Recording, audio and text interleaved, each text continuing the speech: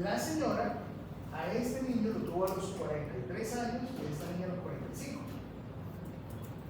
O sea que ya la cosa de la reproducción como que no es. O sea, es un tiempo por edad. En ambos casos corrió el riesgo y en ambos casos se dio el paciente. ¿Sí? O sea que tuvo 12 hijos y efectivamente hicimos el cariotipo y confirmamos que la trisomía libre universal en ambos casos. Bien. El cariotipo siempre hay que hacerlo por diferentes razones. Primera razón, yo tengo que confirmar lo que yo estoy diciendo clínicamente hablando. ¿Sí? Yo estoy diciendo que el niño tiene características para síndrome de Down, por lo tanto debo hacer un cariotipo. Y con eso yo confirmo lo que estoy diciendo. Porque lo primero es que los papás no creen que tiene síndrome de Down. Eso es lo primerito que pasa. No creen que lo tiene. ¿Bien? Entonces, es para decirle a los papás, miren que ya tengo un estudio que me dice que sí lo tiene. Primer punto. Segundo punto. La etiología. Necesito saber si es por perforación, si es por procesismo, si es una trisomía libre. De eso va a depender la asesoría, va a depender si tengo que hacer exámenes al resto de la familia o no. Yo tuve con dos auditores médicos en dos circunstancias, eso fue hace años atrás. Me pasó en dos eventos independientes, pero así como el embarazo de psicólogo. Pero me dio curiosidad que hubiera sido básicamente lo mismo. O sea, lo mismo era, uno fue un auditor que me dice, oiga doctor, yo veo que estoy clínico, usted colocó síndrome de Down y le está pidiendo un cariotipo. Bien. Si usted ya diagnosticó síndrome de Down, ¿para qué ver el cariotipo? ¿Sí? Entonces, en ambos casos, porque ambos auditores me dijeron exactamente lo mismo, en ambos casos me dije exactamente lo mismo. Dime, hagamos una cosa. ¿Sí? Le voy a dar dos escenarios posibles. Primer escenario, lo invito a un café y le explico qué es el síndrome de Down. ¿Sí? Y por qué estoy pidiendo la prueba. Segundo escenario, usted no acepta el café, sino que usted se va y va a estudiar qué es síndrome de Down y por qué ese es el cariotipo. Y usted mira si me lo aprueba o no me lo aprueba. ¿Cuál de los dos escenarios prefiere? No, doctor, disculpe, no sé qué, pero bueno, esos son los escenarios. Estoy a la disposición de si usted quiere un café, yo le invito. Yo voy al café. Usted no lo va, yo le estoy invitando. Porque yo necesito invitarlo para que aprenda. Sepa exactamente para dónde. Ninguno de los dos me aceptó el café, pero me probaron el café. Quiero asumir que fueron a revisar y no decir, bueno, ¿sí? Quiero asumir que revisaron por qué estaba mal. Pero ya ustedes saben para qué necesitamos hacer realmente eso. Ahora, ¿cómo establecemos el diagnóstico clínico para síndrome de Down? A partir de los criterios de Hall estableció una cohorte de personas con síndrome de Down, sacó la frecuencia y se dijo lo siguiente. Si usted tiene 6 o más de estos criterios, tiene un 89% de certeza de que el niño tenga síndrome de Down. ¿Bien? Y esos son los criterios que utilizamos, son 10. Y usted tiene que tener 6 o más. ¿Bien? Tenemos hipotonía, pobre región de moro, hiperflexibilidad articular, exceso de actividad bucal, hiperplasia neurocracial, fisura particulares de solículos solicitadas sensitivas, hiperplasia cadera, anomalía de problema auricular, hiperplasia de tamaño medio, hipodero, hipotonía paranoide. ¿Sí? Miren que está en un porcentaje y cada una de la presentación que está muy bien. El reflejo moro, esto no era niño, ¿sí? Usted lo toma de los brazos, lo va a hacer como si fuera la suspensión de hombros, ¿sí? Pero no lo va a levantar tanto. Lo que hace solamente, lo toma de los brazos, solamente hace tensión, un poco de tensión, nada más, y suelta, ¿sí? Los niños, cuando sueltan, hacen esto. Es como un reflejo del brazo, ¿sí? El niño que tiene un tratamiento de eso, lo que hace es que le cae el brazo una vez. Entonces, la tensión, claro, y hay que explicar lo que pasa, ¿sí? Porque uno agarra el chino, le agarra el brazo, lo suelta, ¿qué pasa? ¿Sí? Ellos hacen el reflejo moro. ¿Ok? No, es el niño que hace el reflejo moro como tal, ¿qué es eso? ¿Cuál es el problema del reflejo moro? Que el reflejo moro es un reflejo recién nacido. O sea, si usted el chino le llega con 3 meses, ya no lo hace. ¿Bien? Por lo tanto, estos criterios sí van a aplicar, pero aplican en niños pequeños. ¿Bien? Porque el reflejo moro, por un lado, se pierde. Lo otro que tenemos que eventualmente es dependiente de la edad es la displasia de cadera. La displasia de cadera es detectable hace los 6 meses, 4 meses más o menos. ¿Sí? pero eventualmente si usted tiene un niño de 3 años que no tiene diagnóstico, pues en principio de clase que se va a buscar y la otra repercusión neumónica. Entonces hay que apoyarse de los otros criterios. ¿Bien? ¿Qué se van a aprender ustedes? Esta tabla de criterios. Pero se van a aprender los adicionales. Los adicionales. ¿Sí? Los adicionales son esos. ¿Okay? Hay una que se repite de los criterios de favor. Se van a repetir. Pero con porcentajes diferentes. Dependiendo de la característica que se vea, eventualmente lo que uno va es a sumar eso a los criterios. No dice nada de eso igual. Si yo cuento 6 o más, estoy con un diagnóstico clínico de certeza por arriba del 90%. Entonces aquí está el trastorno cognitivo, el proceso de crecimiento, dermatoglifos atípicos. Esto de dermatoglifos, bueno, una cosa. Lo importante es que ustedes revisen esto y lo que ustedes no sepan, lo busquen. ¿Sí? Por ejemplo, aquí dice braquicefalia. Yo no sé qué es una braquicefalia. Perfecto. Ahí está para que la revisen, la busquen imágenes, etcétera, que es una braquicefalia. ¿Listo? Pero puede ser de todas estas que están acá, puede ser una condición con dermatoglifos. Los dermatoglifos es tomar una tinta, poner la mano y pasar un papel para poder ver cuáles son las características retinas. ¿Bien? Eso no se hace. Digamos que hay muy baja sensibilidad a la hora de sumar el resto de cosas y eso realmente no se está haciendo. ¿Bien? Pero el resto sí le hacemos una búsqueda completa. Miren que las manchas del Bruce representan el 35%, o sea, no es tan alto, pero si yo las veo, me sumo. Me van a sumar. Entonces, eso se lo tienen que aprender, ¿vale?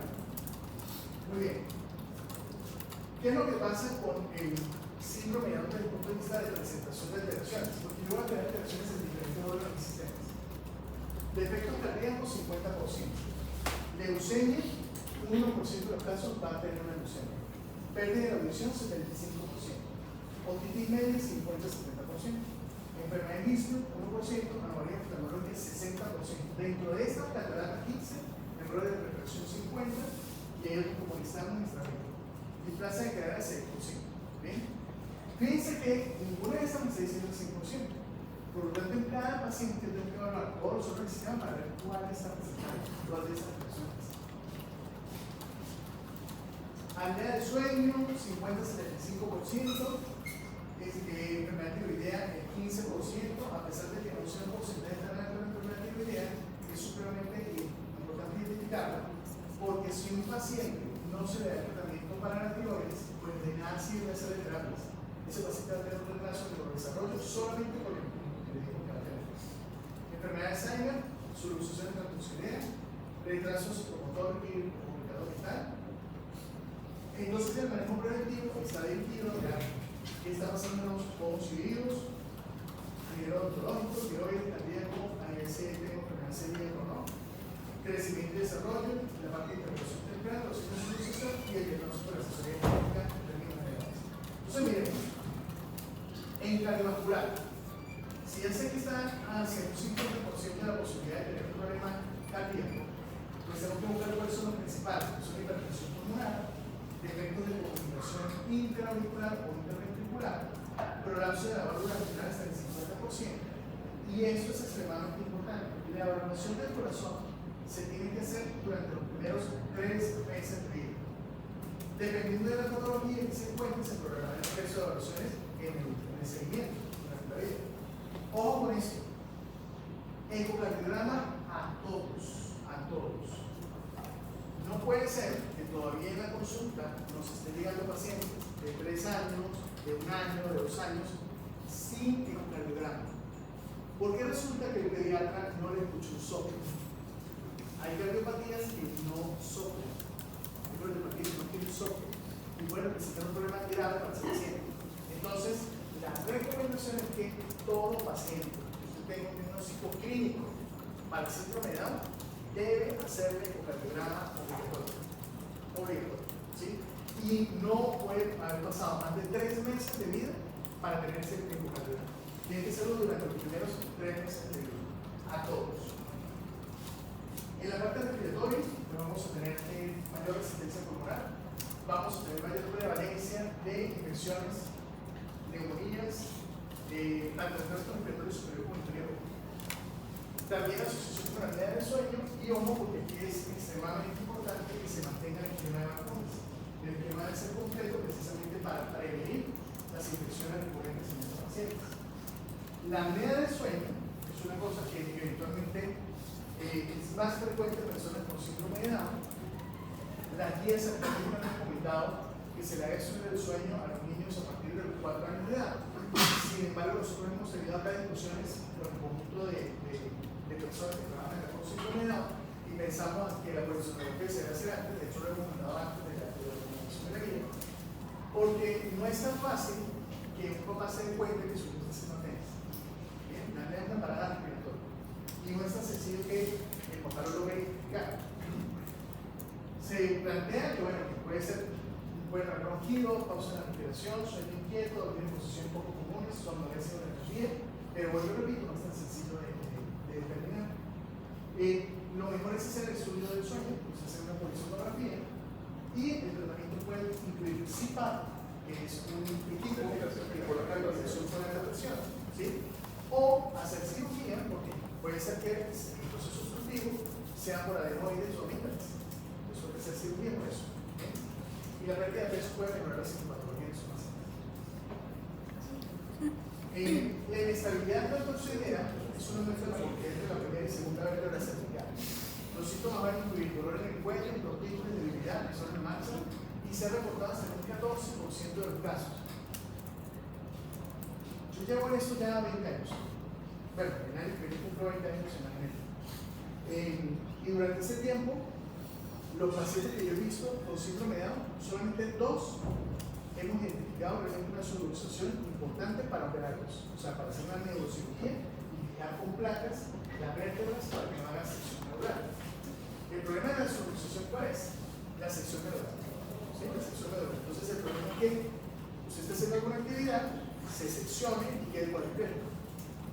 Acá tuvimos un paciente, estos 2 de síndrome de Down que se le puso la placa, afortunadamente se le firmó, nunca presentaron nada. Pero acá tuvimos un paciente con achondroplasia que también hacen esto mismo, y la paciente llegó cuadripléjica.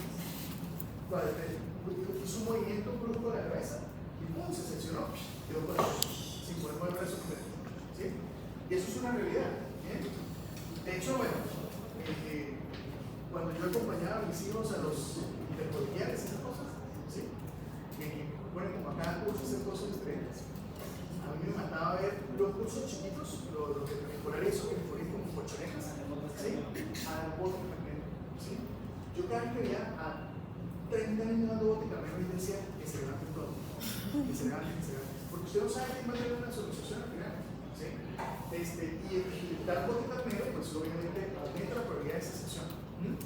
Entonces, los niños con síndrome de Down, lo primero que les decimos es pilas, no los dejen dar bote carnero, porque además como son hipermóviles, los chinos tienen tendencia a cruzarse la pierna y eso es fácil darle bote carnero. ¿Sí? Entonces le decimos pilas y además tenemos un problema, que antes de los 3 años no podemos identificar la solución porque no hay suficiente sanitación, o sea que no podemos ver si la tiene o no.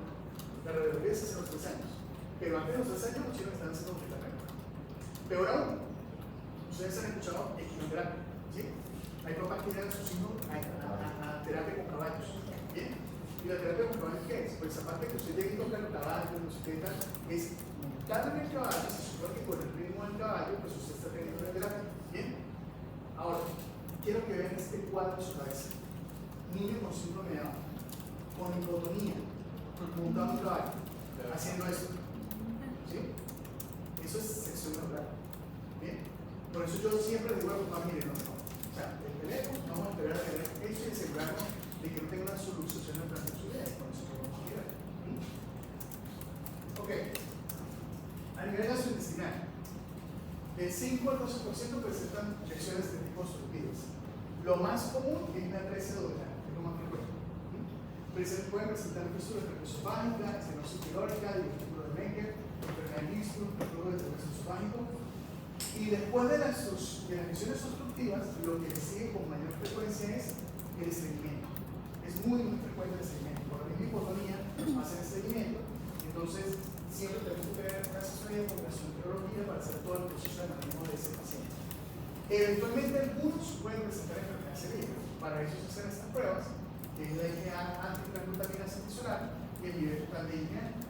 De acuerdo a eso, si se confirma la enfermedad celíaca, ese paciente tiene que tener tratamiento todo el tiempo por parte de gastroenterología pediátrica. En nutrición, por el bajo tono que presenta, pues muchas veces la succión es débil. Entonces, para poder hacer una succión adecuada, hay que hacer estímulo, hay que garantizar su proceso de alimentación. Tiene problemas de coordinación motor oral. Y si en un principio tiene problemas nutricionales, después pasamos al otro extremo. Después pasamos a la posibilidad de tener obesidad. O sea, tenemos un riesgo después de los 8 años, 7 años, 8 años, de que los niños realmente pasen al otro extremo que sería la obesidad. Entonces, siempre tenemos que tener una asesoría de tipo nutricional. En género urinario no hay una recomendación específica para evaluación. De hecho, las mías no mencionan nada si usted tiene que hacer una ecografía de riñón.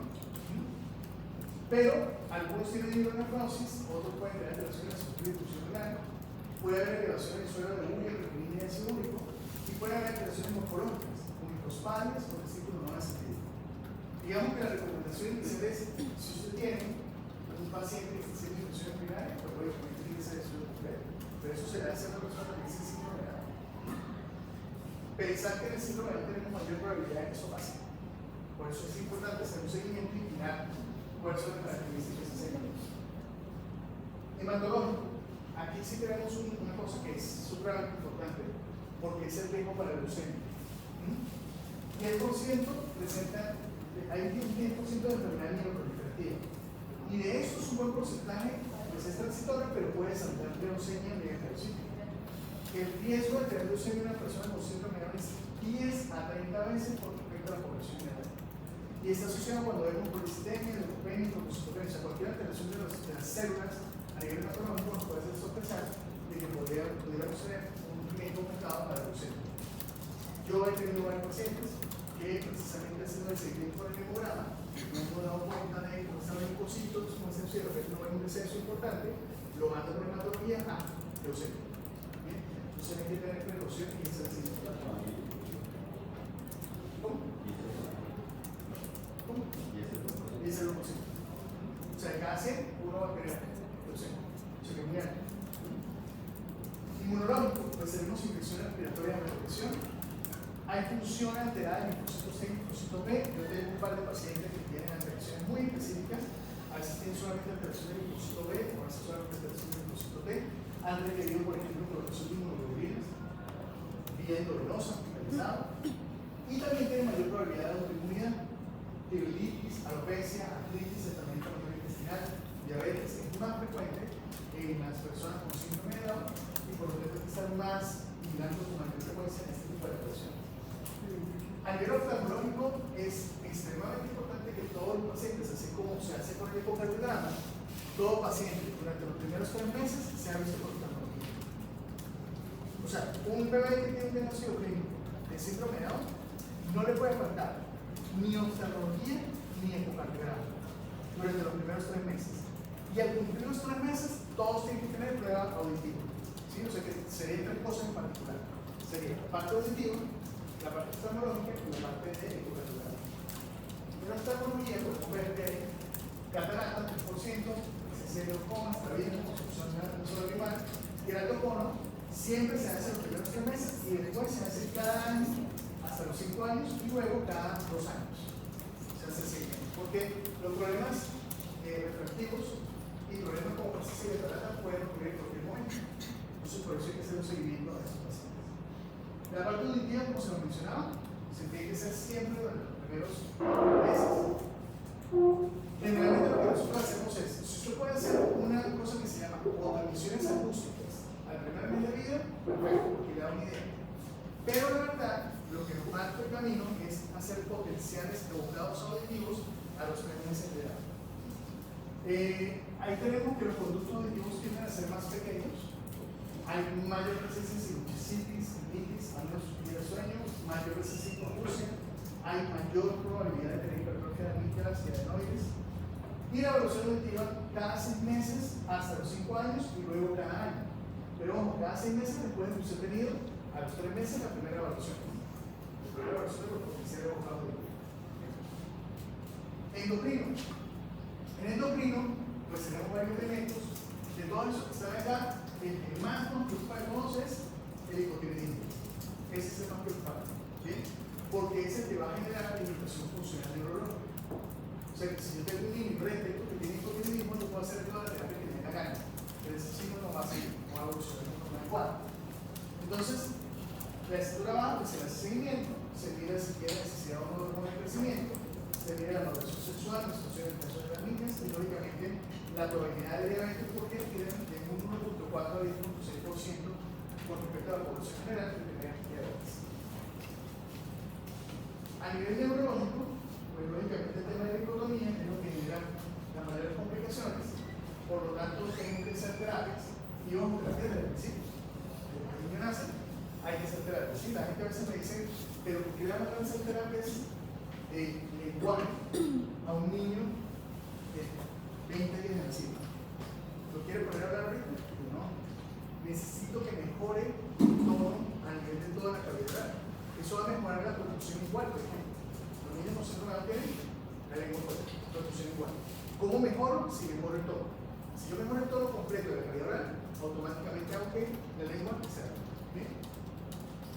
Entonces, conclusiones, trastorno de déficit de atención, también tenemos efecto autista y tenemos diferentes tipos de alteraciones neuropsiquiátricas: depresión, manía, ansiedad, desórdenes de conducta. O sea, son varias cosas que eventualmente vamos a tener. Entonces, fíjense que si nosotros vemos el espectro o la gama de alteraciones que tenemos con el síndrome de Down, o estamos claros en decir que es una condición por el tema de inclusión, pero ustedes tienen que tener claro que es una enfermedad cromosómica, y que tenemos que evaluar todos los sistemas y hay que estar pendientes de cada uno de ellos para poder potenciar el máximo desarrollo que se necesita. Yo siempre soy extremadamente positivo.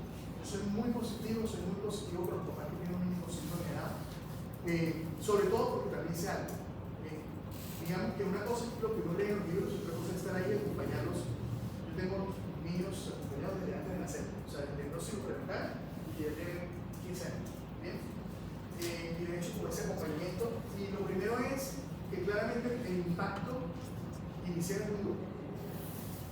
Y cómo dar la noticia es también muy importante. ¿Bien?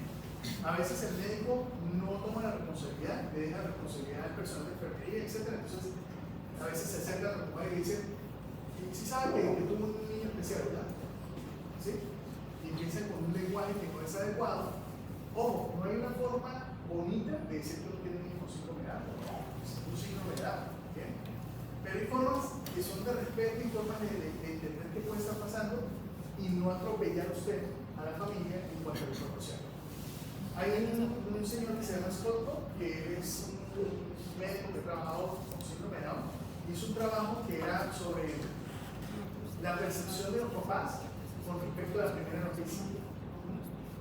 Y él logró, a través de unas escalas, logró identificar que la percepción emocional de esa primera noticia duraba aproximadamente 18 años. Más o menos después de los 20, 22 años ya la cosa sigue diluyendo.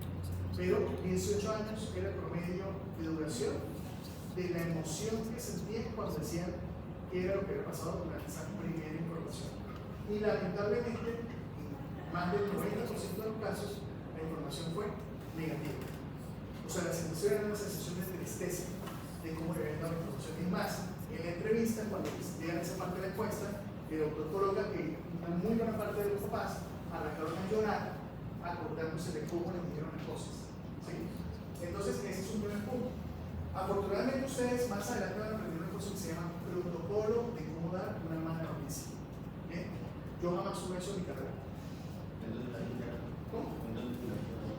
En clínicas. Cuando ella explica, la profesora Azucena le da una sesión de eso, ¿sí? De lo que es cómo dar mala noticia. Y es un protocolo. O sea, hay unos pasos específicos para usted dar una mala noticia. De hecho, yo incluso a Azucena, a la doctora, le digo a un subsecretario, yo le dije una vez, y no lo hemos planificado, pero sí sería bueno hacerlo, porque sí lo vi, cómo lo están haciendo. En Bogotá, en un centro educativo, donde tenía una parte que era la parte de, ¿cómo se llama eso?, de simulación, ¿sí? Hacían, aparte de la simulación esta de terminar, ese tipo de cosas, hacían una simulación de cómo dar una mala noticia. ¿Sí? Entonces, lo que hacían era que contrataban actores, contratan actores que lloraban y que hacían la vuelta durísima y ponían al estudiante a dar la mala noticia. ¿Bien? Y establecían la estrategia de, lo ponían primero, dígale eso, ¿cómo le diría usted esta mala noticia a ese paciente? Que sabía que lo grababa. ¿Sí? Y después le daban una clase completa de cómo ir a la sesión, le explicaban cómo dar la mala noticia y lo hacía luego de que tuviera las herramientas para poder dar una mala noticia. Y el cambio era impresionante. Claro, con ayuda de los doctores ya funcionara realmente al final la cosa así. Pero sí era muy claro que era importante establecer cómo esa diferencia. Entonces ustedes van a tener esa clase. Ahora, la primera mala noticia que le di fue en urgencias, se fue un paciente y me dijo, compañero, yo era estudiante. Yo creo que le tiene que decir, yo creo que pero básicamente ahorita está un poco igual. Era difícil. Y yo salía a dar la noticia. ¿Se murió? Ya, ¿cómo dice esa vuelta? Hoy leí un protocolo completo para que pueda saber cómo tiene que abordar la situación. Entonces, lo primero es entender, vamos a entender que sí estamos haciendo un proceso institucional. Yo les comentaba que en ese seguimiento que he hecho de las familias, sí he identificado una cosa que me parece muy importante. El impacto inicial es muy difícil. El impacto inicial es difícil. Pero con el tiempo, esa persona que tiene síndrome de Down, que realmente lo que decimos es, no decirle el niño que tiene síndrome de Down, no. Luis, José, etc. ¿Sí? José, uno señala la vida de José, perfecto. La está llevando con su familia, con su papá, con sus hermanos, con una vida normal. Bien, entonces, digamos que ese primera pared dura con la que se dan los papás, ya después de que solventen eso, las cosas van de maravilla. Realmente funciona muy bien. Y entonces yo soy muy optimista en ese sentido, pero también tengo muy claro que sigue siendo síndrome de Down para toda la vida. Bien. Por ejemplo, uno se pregunta, yo quiero prevenir el Alzheimer, yo no quiero que me dé Alzheimer. Una de las estrategias para que yo no me dé Alzheimer es manténgase activo, neurológicamente activo. ¿Cómo lo logra? Teniendo un cronograma y un calendario donde todos los días se establece su tiempo para poder mantenerse activo. No, pero por ejemplo, armando rompecabezas, estableciendo ejercicios matemáticos, ese tipo de cosas previenen y ya está demostrado, sí. Ya está demostrado. Entonces, fíjense una cosa, ¿qué pasa con Down?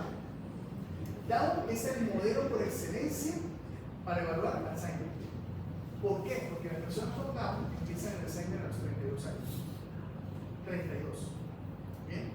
Entonces, yo sé, yo soy muy positivo, pero también sé que tienen síndrome de Down, que van a tener por toda la vida.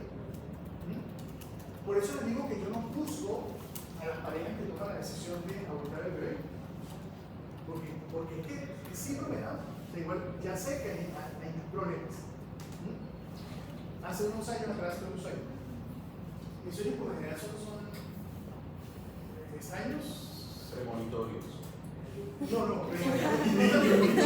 No, son extraños porque generalmente son cosas contra la física, contra los objetos. Por ejemplo, yo cada cierto tiempo vuelo con Superman, maravilloso. No sé si ustedes alguna vez pueden volar, pero yo sí lo he hecho.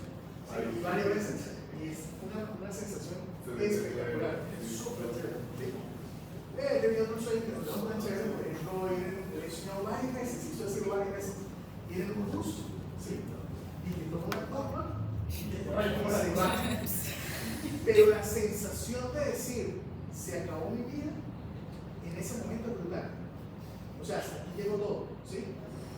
Es una sensación muy mala, muy real que se cumple. Uy, ayer vi un pelado de 20 y pico años, ¿quién está en el TikTok? Un pelado de 20 y pico años, que tuvo una infección, tuvo una celulitis, se le pasó para el otro lado, y pidió eutanasia y se la van a hacer ahorita bien. Pero lo han visto. O sea, y han visto cómo él dice, bueno, mire, ese día mi muerte va a ser hasta hoy, ¿sí? Y mi hermana está planificando el funeral está total. O sea, duro, muy duro. Pero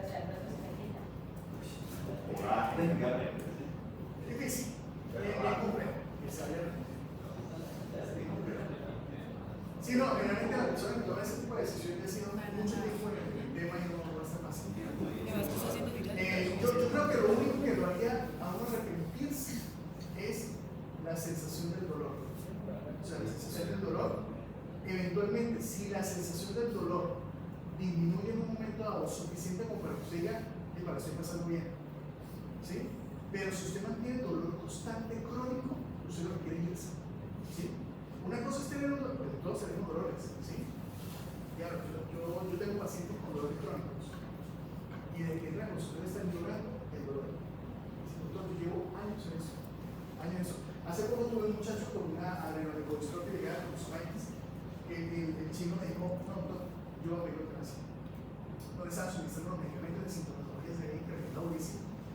Entonces, yo le decía, no, pero vamos a hablar, primero, no sé qué, no, yo no me aguanto eso más. O sea, el dolor todos los días, la indignación al caminar, o sea, de verdad yo ya no aguanto más mi vida así. O sea, doctor, yo quiero que usted me autorice la eutanasia. ¿Bien? Yo, vamos a hablar, no sé qué, la primera, pues hice como una sesión, no sé qué, como algo de esa, pero primero hablé con la empresa y le dije, este muchacho porque me está viendo la eutanasia y necesito que esté bien, así como se lo debe dar a todos los ciudadanos de Colombia el tratamiento correcto.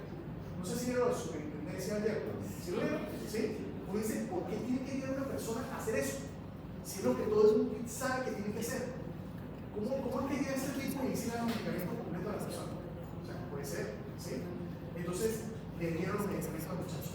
Como a los 3 meses me dijo, no, pero voy a seguir luchando. ¿Pero por qué? Porque el dolor disminuyó, bajó.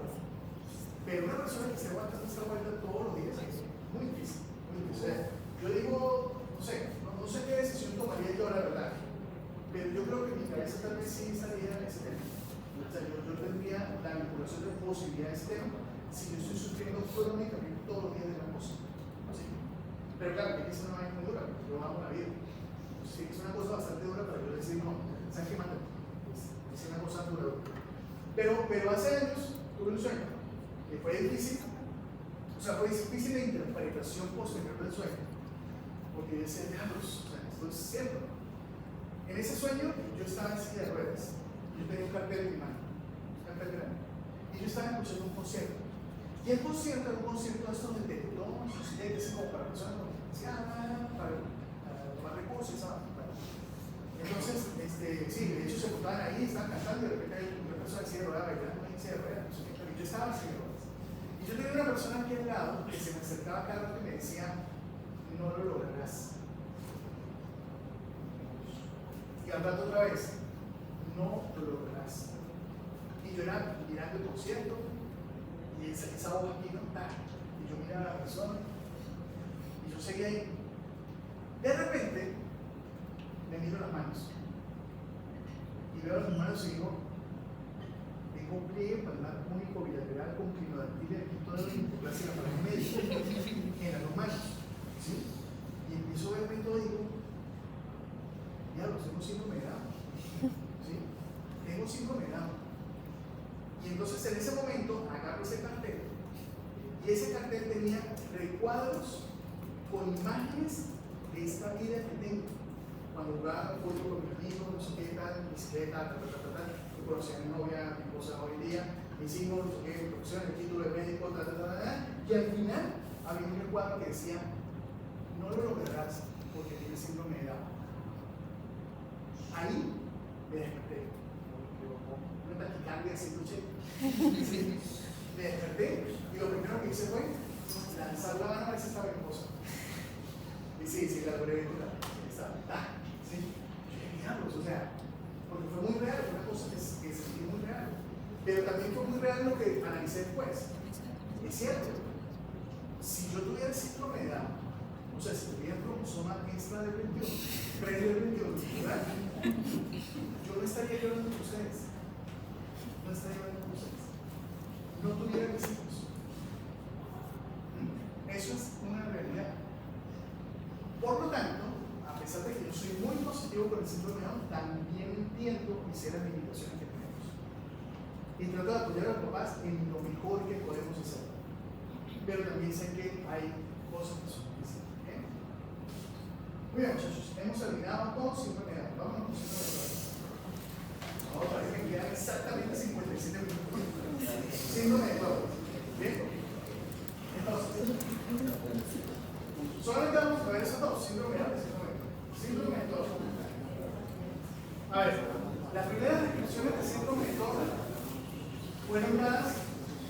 Cereceschi y Bonet en 1925 y 1932.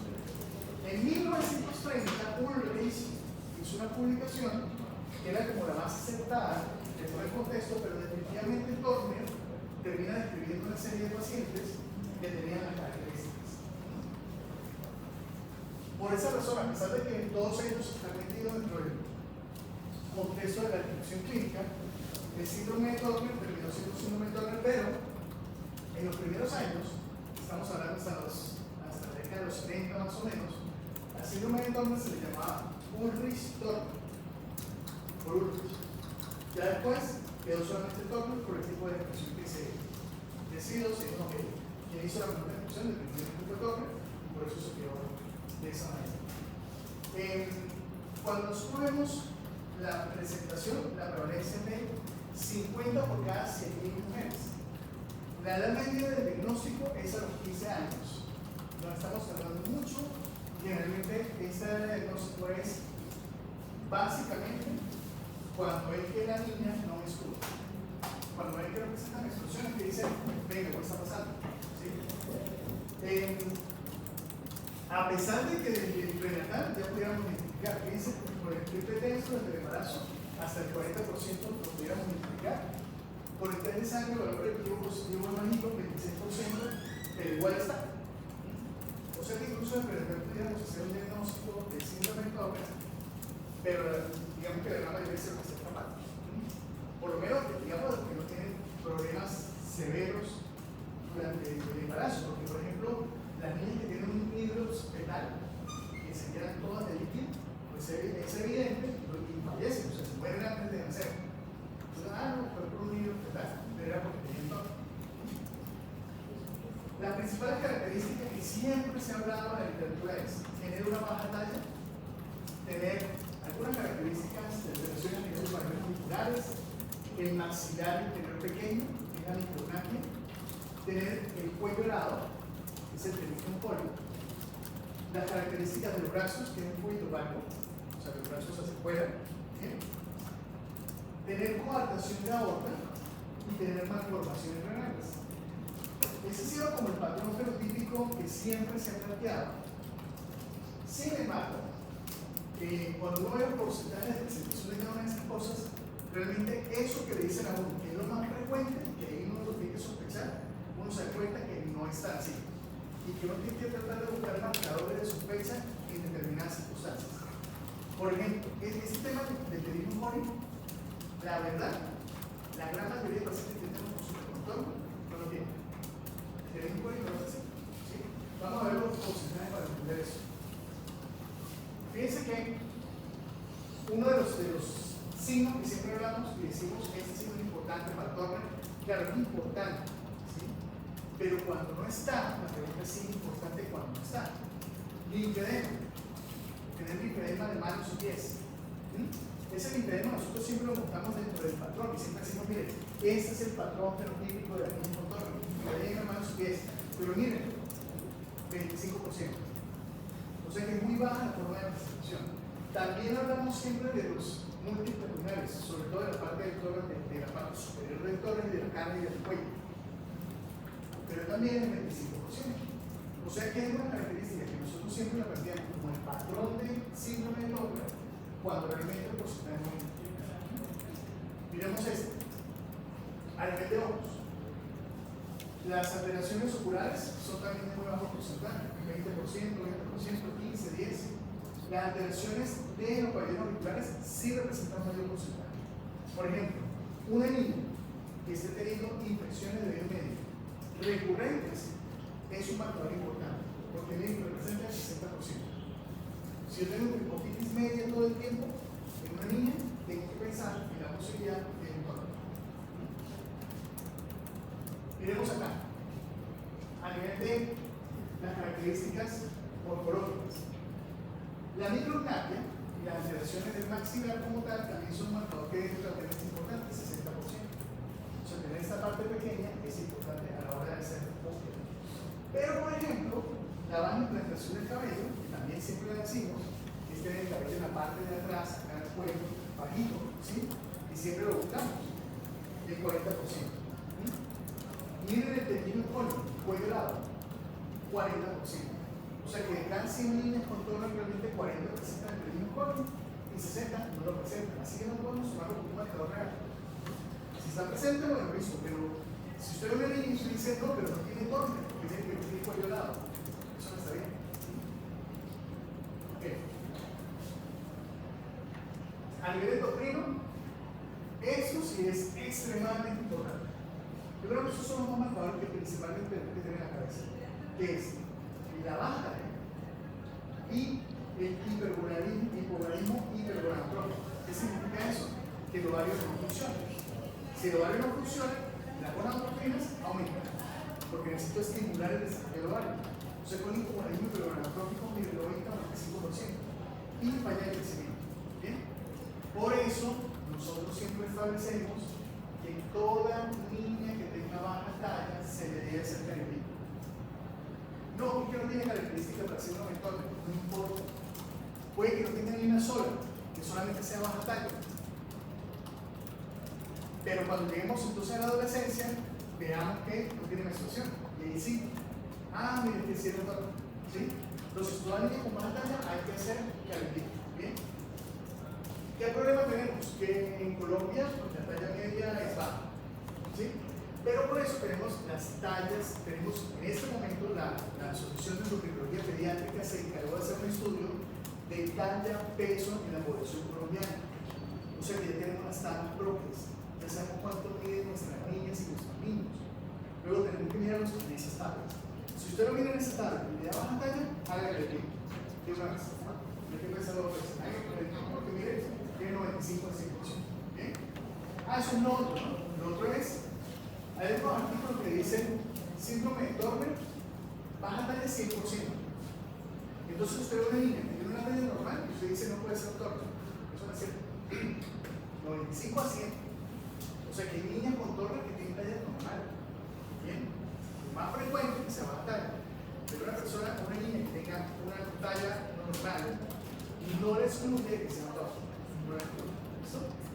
El resto de las alteraciones endocrinológicas no son tan frecuentes.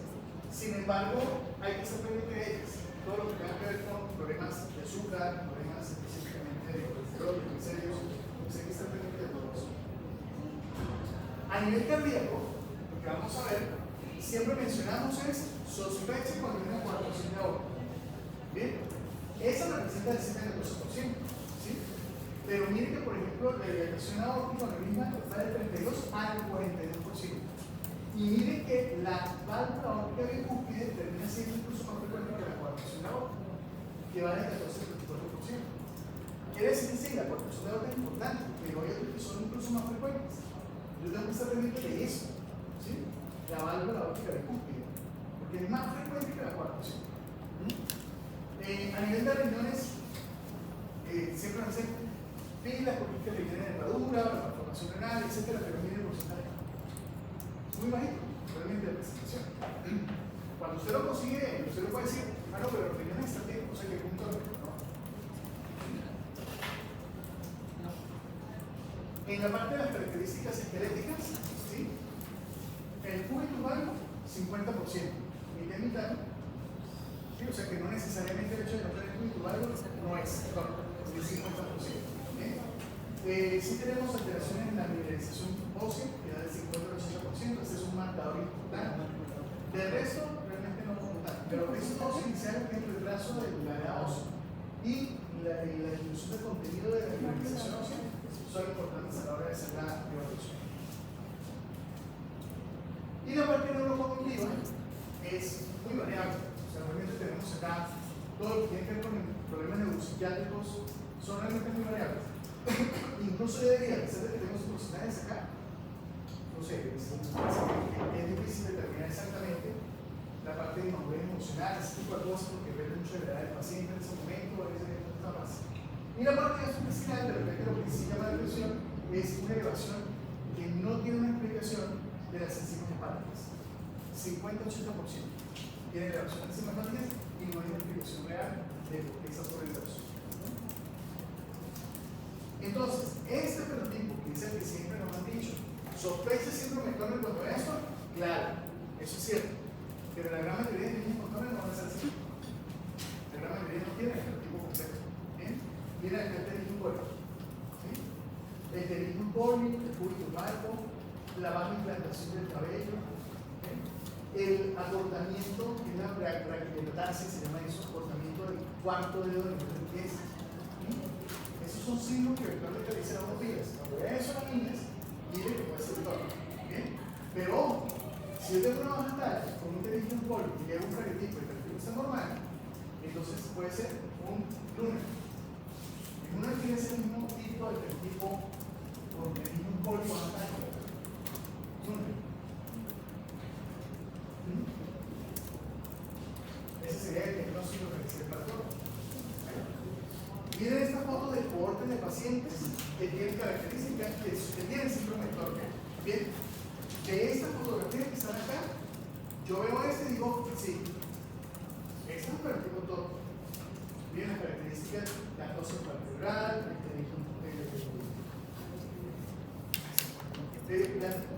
pediátrico y el perímetro puntal. Todo eso forma parte del Torger, eso es cierto. Pero por ejemplo, esta niña, esa chica no se ve nada. ¿Sí? Y todas ellas, ¿sabes? Ustedes ven acá, todas tienen Torger. O sea que a diferencia del Down, en el Down sí tenemos como un patrón fenotípico que yo puedo decir, mira, tiene esto, y en Torger no existe. No hay un patrón fenotípico que yo pueda decir, estas son completamente las características. Miren estas. Miren estas que están acá. Supremamente difícil. Miren esta niña, 58. ¿Tiene Torger? No se ve por ningún lado. O sea, usted ve las características no cuadran, ni vaya molecular, no sé qué, o sea, no cuadran para decir tiene todo. ¿Sí? Algunas tienen los menos raros, por ejemplo, esta tiene que suele perforar el tipo de línea hacia arriba. Pero realmente que tenga un fenotipo que yo pueda decir no tiene un Torger, digamos, no, ninguna de ellas. O sea, ninguna de ellas uno puede decir, venga, vea la característica. Yo no empiezo. En este, en el 4, tengo el linfedema. Si tengo el linfedema, listo. Aquí también tengo el linfedema. ¿Bien? Y aquí tengo el acortamiento del cuarto dedo. La representación del cuarto dedo del pie. Perfecto. Pero por ejemplo, esos pies, este sí porque tiene linfedema. Pero este están dedos chiquitos. ¿Sí? O sea, es muy difícil definir realmente a partir de la imagen de esta característica del objeto poder decir bien eso. Entonces, en conclusión, si no tenemos realmente un marcador, tenemos que buscar qué es lo más frecuente. Entonces, en conclusión, lo más frecuente que uno tiene que mirar para todos es, por un lado, la baja talla. Por el otro lado, infertilidad.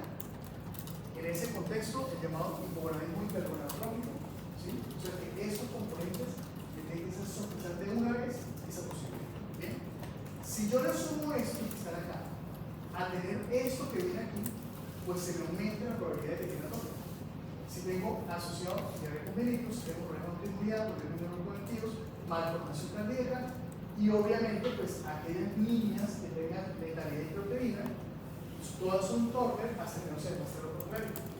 ¿Sí? O sea, toda niña que se aborta sin una causa específica se considera Torger hasta que no se demuestre lo contrario. Entonces, esas son las principales características que yo debo tener en mi cabeza para pensar realmente en esta condición. Ahora hablemos del cromosoma y de las características a ese nivel. El cromosoma X tiene una estructura que es muy parecida al tema de los autosomas, tiene su brazo corto, su brazo largo. Aquí tenemos una imagen que me la pone en la resolución de bandas, fíjense que tenemos una de 400 bandas, una de 550, una de 850. Recuerden que el número de bandas de 16 en qué fase del ciclo celular yo voy a detenerla para poder ver un cromosoma. ¿Sí? Si la detengo acá en 400, pues sigue en fase. Si me voy por acá, 850, quiere decir que estoy deteniendo el ciclo celular antes, o sea, en esta fase, y lo veo más alargados, o sea, con mayor detalle. En esta imagen podemos ver cómo ha sido la evolución de los cromosomas sexuales. Los cromosomas sexuales vienen de unos autosomas ancestrales. Esos autosomas ancestrales, a partir de múltiples inversiones o fusiones, terminaron dando esos cromosomas sexuales. Si nosotros vemos el que mayor cambio tuvo fue el Y. Porque el X de alguna manera conserva una estructura muy parecida a la cromosoma ancestral. En cambio el Y se fue acortando hasta que tenemos esa estructura. ¿Bien? Lo que ustedes ven en morado es los genes que evolutivamente se maduraron, digamos de esa manera, para estar relacionados al cromosoma X. Y en amarillo ustedes ven lo del Y. Pero ustedes ven unas regiones grises. ¿Sí lo ven? ¿Cómo se llaman esas regiones? Regiones pseudoautosómicas, porque vienen de dónde vienen, de los autosomas ancestrales. ¿Bien? Entonces, estas regiones son las regiones pseudoautosómicas, que son las únicas regiones que tienen homología, que son iguales entre los 50 cromosomas. Pero el resto tiene una genética completamente diferente. Eso tiene sus propios genes y eso tiene sus propios genes. ¿Vale? Entonces, ese es el primer punto que tener claro. O sea, ¿por qué tenemos regiones pseudoautosómicas y por qué tenemos regiones de genes diferentes en los cromosomas? Entonces, ¿sí pueden haber homocigotos? O sea, homocigotos en los dos. Ya entiendo. A ver, estas regiones moradas y amarillas son hemicigotos. Ahí somos hemicigotos, obligatoriamente. ¿Sí? La mujer con sus dos cromosomas X puede ser homocigota o heterocigota en cualquier fase de la estructura del cromosoma, porque tiene dos cromosomas que son iguales. ¿Sí? Pero si yo hablo de hombre, XY, los hombres somos hemicigotos para la región morada y para la región amarilla. Pero somos homocigotos o heterocigotos en las regiones pseudoautosómicas. ¿Sí? Sí. En esas regiones somos homocigotos o A eso me refiero, pues, sus tipos de alelos que ustedes creen que no podían ser homocigotos en el hombre porque tiene que la propiedad de la que si se puede, entonces se pueden tener las regiones Sí, las regiones pseudoautosómicas sí. En esos sitios es el único sitio donde yo puedo ser homocigoto heterocigoto. De hecho, necesito ser, porque hay uno que se llama HOX. El HOX es el gen que se viene. HOX. Para que yo tenga una talla normal o un potencial de crecimiento de talla, necesito tener activos los dos alelos del HOX, tanto en hombres como en mujeres. Y eso está en las regiones pseudoautosómicas. ¿Sí? Si yo tuviera solamente el HOX, nada más que el X, ¿bien? Los hombres seríamos todos de banda, todos. Porque tendríamos un solo dedo, pero tenemos dos. En el Y y en el X, en las regiones pseudoautosómicas. Muy bien. Ese es otro tema importante, que es el tema de inactivación selectiva del cromosoma X. Es la hipótesis de Lange, o ionización. La hipótesis de Lange estableció que las mujeres no funcionan con sus dos cromosomas X al mismo tiempo. Tienen que activar uno de estos. ¿Bien? La consecuencia de activar un cromosoma X genera a nivel de la célula una visualización que es este corpúsculo que llamamos corpúsculo de Bach. Ese es el cromosoma X inactivo. Si inactivas el rollo y queda un corpúsculo ahí, no funciona. ¿Bien? Miremos acá. Las formas de inactivación van a variar en las diferentes especies. En humanos, en conejos, ratones. Nosotros, como especie, hacemos un proceso de inactivación acá en la etapa de blastocisto, hacia pasar al disco germinativo bilaminar. En ese punto hacemos un proceso de inactivación. ¿Bien? Pero el resto de especies lo pueden hacer más temprano. Por ejemplo, en la parte del conejo lo hace en una etapa muy temprana del blastocisto y el ratón lo está haciendo cuando hay 8 células. O sea, antes de la etapa de módulo. De tal manera que hay unas diferenciaciones en el tema de inactivación del cromosoma X, que evolutivamente no tenemos una claridad sobre el razonamiento de ese proceso de inactivación en el tiempo, pero al final todos terminamos teniendo esa inactivación. Y esa inactivación está dada por un gen que se llama gen CIST. Gen CIST. Ese gen es el encargado de inactivar específicamente la expresión génica del cromosoma X. Aquí tenemos que salir el RNA y tenemos regiones de silenciamiento. Acá lo que ustedes ven es cómo tal el cromosoma X que está activo, en este caso. Cuando se activa el CIST, ¿qué empieza a hacer?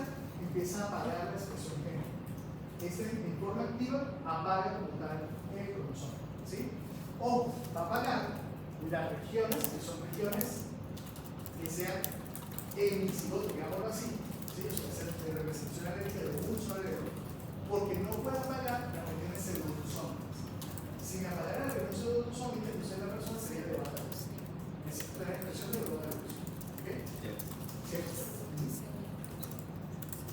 Miren qué pasa en el hombre.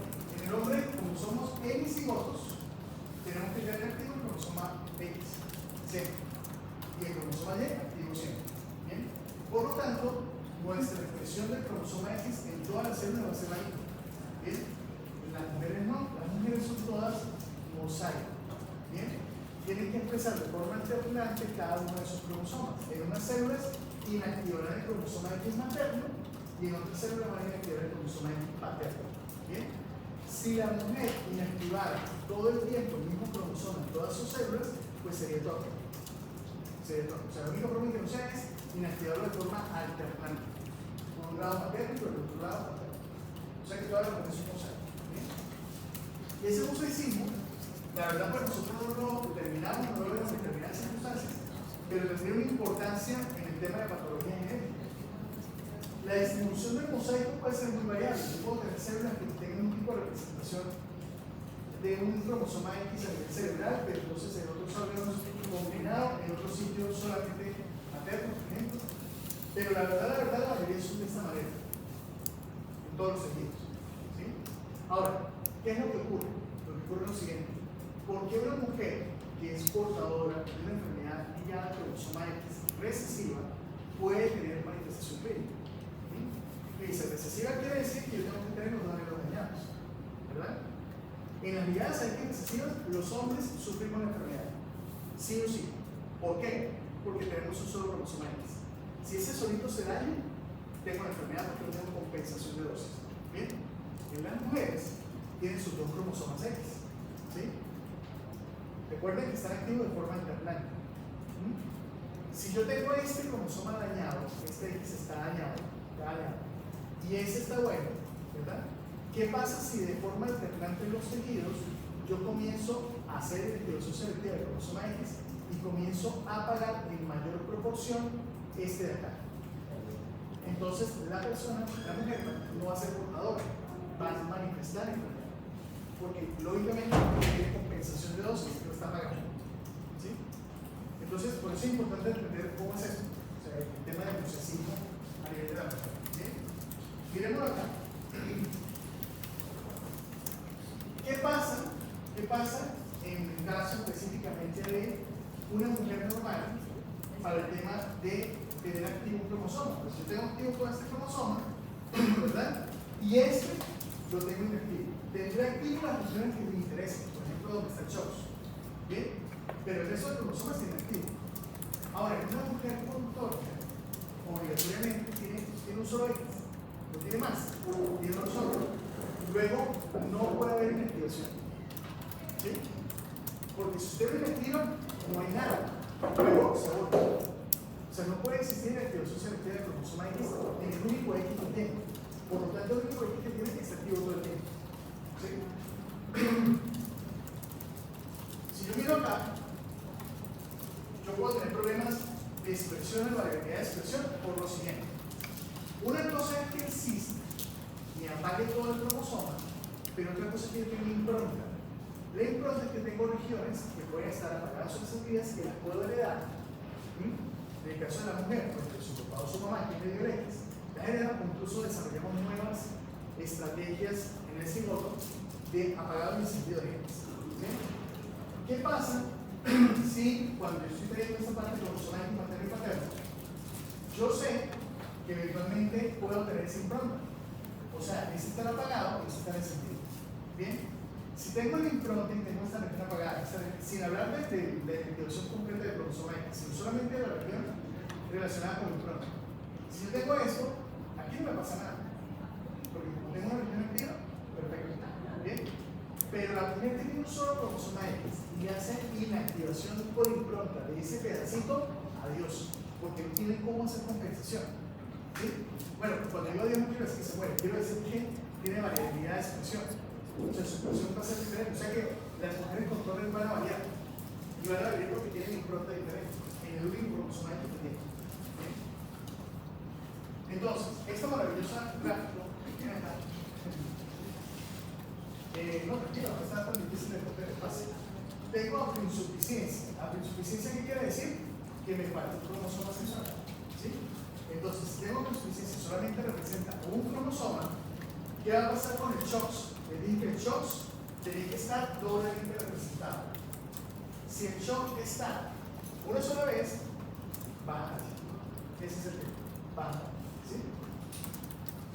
A partir de esa insuficiencia, ¿qué podemos tener? Problemas autoinmunes, problemas cardíacos, problemas a nivel, vemos la parte de compromiso hepático, problemas hormonales, ya sea por la parte de diabetes o problemas hormonales en el ovario, en una falla ovárica, problemas con hipogonadismo, infertilidad, también problemas, lo decíamos hace rato, si el 80% tiene problemas de mineralización ósea, vamos a tener osteoporosis, o sea que vamos a tener riesgo de fracturas.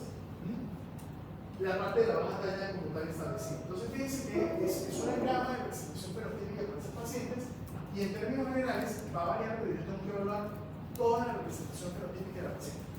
O sea, yo tengo que mirar el corazón, el riñón, tengo que ver cómo está la parte hormonal, la posibilidad de riesgo de fracturas. Ahora bien, si miramos cómo es la forma de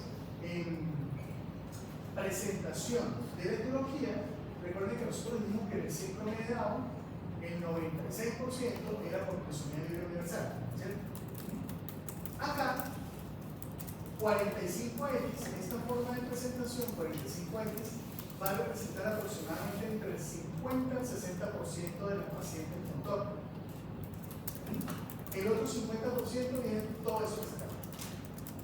Y todo eso que está acá es tener mosaicismo, tener combinación de mosaico con estructura o cromosoma Y en diferentes formas de presentación.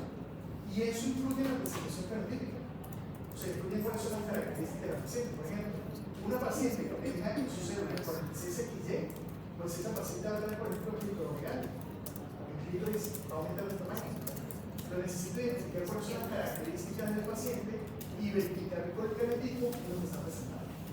En este estudio, por esta cohorte de pacientes que ustedes ven acá, se hizo un estudio a nivel prenatal y postnatal y se identificó que la cromosomía universal, o sea, esta forma de presentación 45X, representaba el 66% de los estudios prenatales y el 40% de los postnatales. El resto, miren lo que tenemos acá, isocromosomas, deleciones, cromosomas de milla, etc. Vamos a ver algunas de estas cosas para tener claro. Este ejemplo ya lo vimos en Ciencia 2, pero vamos a hacer el recorderis para tenerlo claro. Miren que tengo una célula que se dio cigota de 46X. Para que ocurra un mosaico necesito tener un proceso de falla de disyunción post-cigótica. O sea, aquí viene la primera mitosis, todo va muy bien, pero miren cuando viene esta división celular, miren lo que pasa. Hay una falla de disyunción, una célula se queda 47XXX, la otra célula se queda 45X.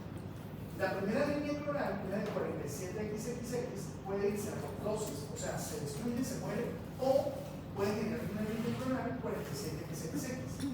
La otra línea clonal sería 45X, o sea que se tiene una combinación de dos tipos de células, 45X con 47XXX.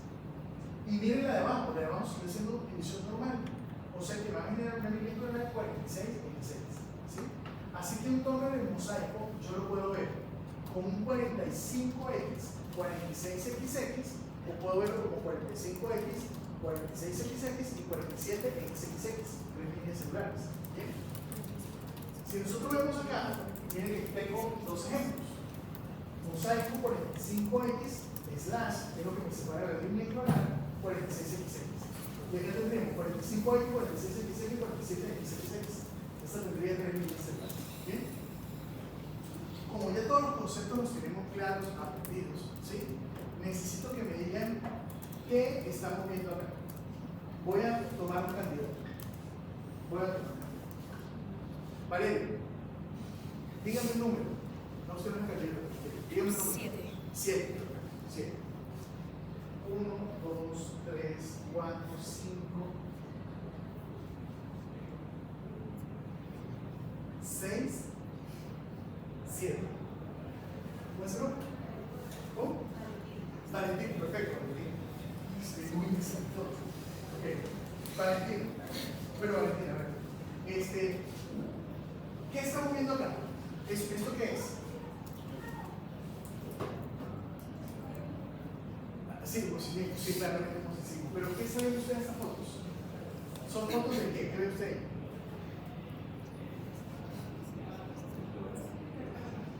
¿Lo sabe? ¿No ni idea? ¿No? Valentina, dígame un número. Sí. Perfecto. 1, 2, 3, 4, 5. ¿Cómo se llama? Andrea, perfecto. Andrea, cuéntame, ¿qué hay? ¿Esas son fotos de qué? Le voy a poner ejemplos. Son fotos de elefantes. No, listo. Ok. Entonces, ¿son fotos de qué? De células en división. ¿Por qué cree usted que están en división? Porque bueno.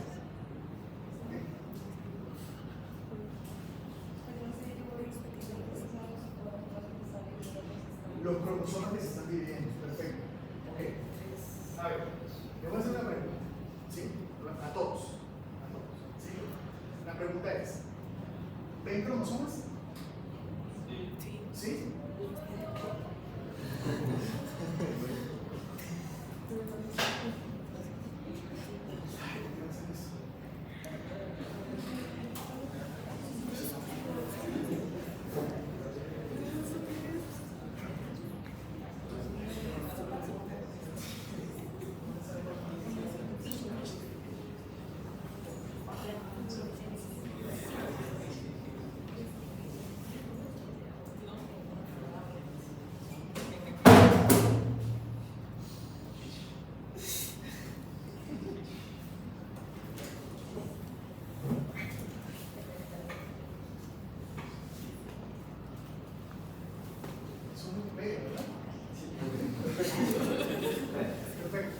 No, Wikipedia yo, hemos dicho, asesino a la gente que utiliza Wikipedia para referenciar algo, ¿sí?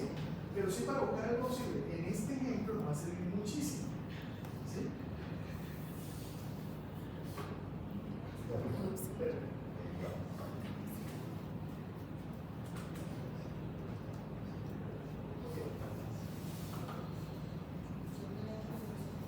Pregunta: ¿ven cromosomas? ¿O no? ¿Sí? ¿Ven cromosomas? Miren los cromosomas. ¿Sí ven cómo se ven? ¿Sí?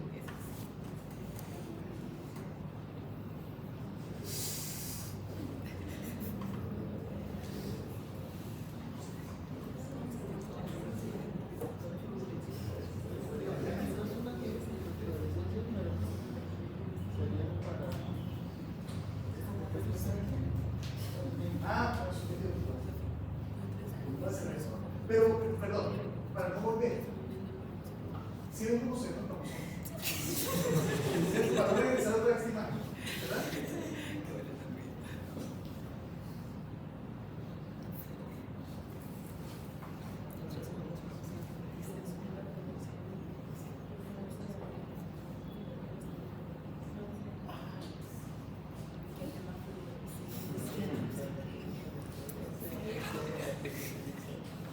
¿Ven cromosomas?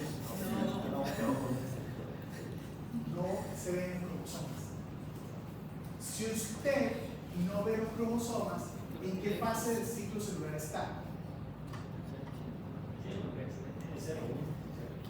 G0, G1, ¿qué más? S, ¿qué más?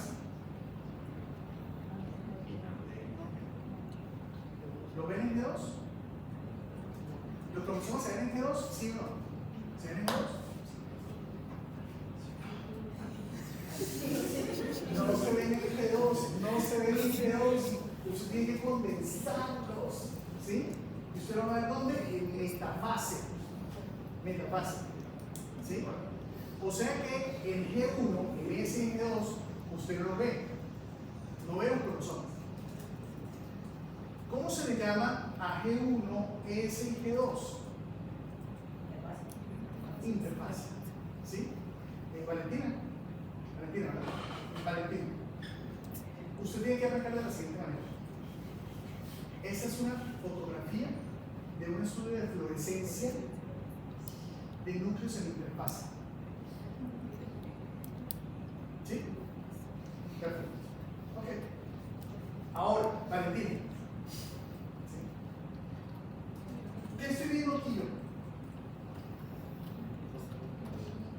¿Qué son estos? Ya, efectivamente.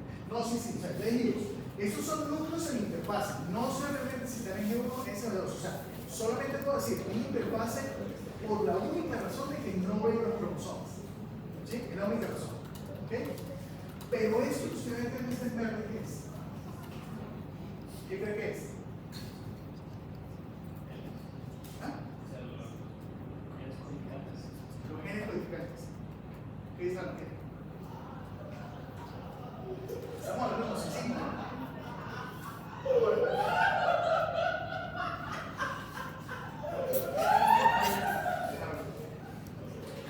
Entonces,